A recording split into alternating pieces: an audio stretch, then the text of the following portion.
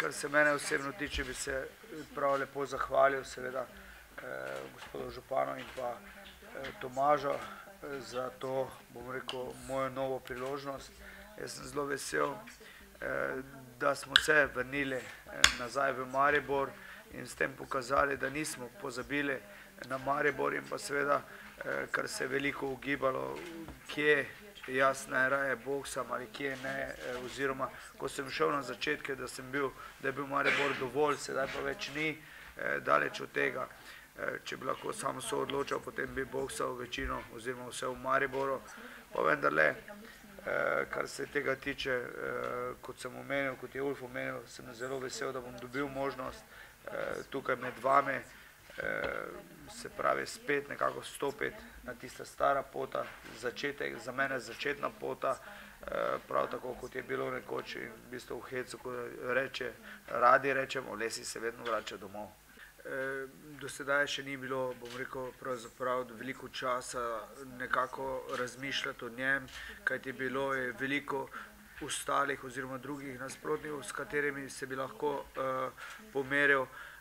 Koliko pa sem spremljal, gre, bom rekel, za samoumevno temnopoltega nasprotnika, kateri ima zelo visok tehničen nivo boksanja, morda nekoliko manj tistega, bom rekel, kar pričakujemo. Po mojem mnenju bo ta dvoboj za mene eden težjih, če ne najtežje, ampak iz vidika tega, ker pač boksar, ki je nekako poizkušal zelo ostati na distanci in kaznovati, bom rekel, takrat, ko nekako pravzaprav delamo največ napak, se pravi v napadu. Iz tega stališča bom rekel, da vidim tukaj en velik izziv in da se pač po drugi strani tudi zelo zaveda, da je to za mene, se pravi, trenutek čist realno odločitve oziroma dejstva, ali preskočim to oviro ali pa se pač za mene končajo neke poti, kar se tiče športa.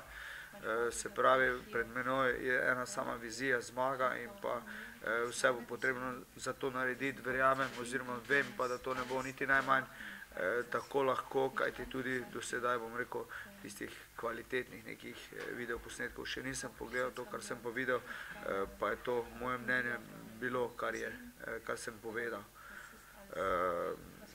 Drži to, da je v bistvu tudi rangiran zelo visoko po VBO lestvici na 7. ali 6. mestu.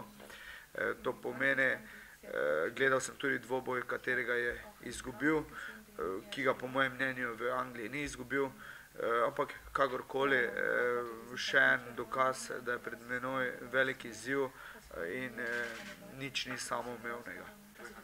Ja, jaz bom rekel, da je to poglavje za menoj oziroma ga ni, je del poti, katere sem prehodil, delam naprej kot, bom rekel, še morda nikoli, pa čeprav prihajam vedno znova na tisko oziroma na novinarske konference in vedno znova govorim, da smo spet pripravljeni kot morda še nikoli. Jaz bom rekel, da kot veste, se je kar nekaj stvari spremenilo tudi pri meni, pa ni bila to posledica tega zadnjega dvoboja, zadnjega poraza.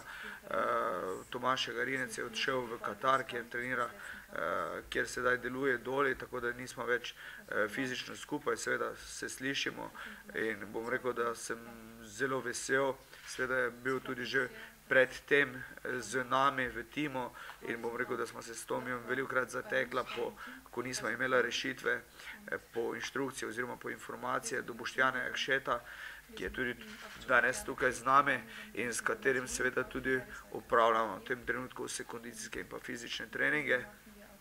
In moram reči, da smo spet nekako prišli do nekega nivoja oziroma presegli tisti zadnji nivo in zaradi tega je pa po drugi strani, ne glede na tisti poraz, pri meni je samozavest veliko večja, kajti treniram pravzaprav brez poškodb in pa v bistvu rezultati, primerljivi rezultati gredo navzgor, tako da sem iz tega stališča zelo pomirjen, vesel in pa bom rekel željen novega dvoboja in pa seveda tudi trenutek resnice svojega odgovora, kje smo in kaj smo. Ja, jaz sem vedno nekako stremel in stremim k temu, da je potrebno dajati svoj maksimum in če daš maksimum ali v dvoboju za naslov svetovnega prvaka ali v navadnem dvoboju, je popolnoma nepomembno. Sam menim, da sem še daleč od tistega svojega maksimuma, ko ga bom doživel oziroma preživel, bom to tudi povedal, vendar bom rekel, da se počutim dobro in fizično in psihično, tako da v bistvu ne vidim nobenega razloga, zakaj bi se obremenjeval z mislimi, da nisem sposoben ali fizično ali psihično ali kakorkoli drugače. Ja, v bistvu to, kar je Ulf omenil, je pravzaprav zelo morda suhoparno slišati oziroma je zelo realno. Se pravi, borec prihaja nekoliko mlajši in pa seveda prihaja iz ozadja. To pomeni, da pač si definitivno želi premagati nekoga, ki je pred njim na lestvici in to sem na srečo jaz. Verjamem, da je prav tako lačen, bom rekel, te zmage in pa seveda dokazovanja in pa nove možnosti, katerikoli od naju zmaga, pa verjamem, da bom to jaz, ga zmaga prenese na morebitno prvo ali drugo mesto. Prvo ali drugo mesto v verziji, pa vsi vemo, kaj pomeni. Se pravi, se boriti v najkrajšem možnem času z prvakom aktualnim. In to pomeni, ne da bi sedaj se slepili ali karkoli drugo, ali pa tudi napihovali.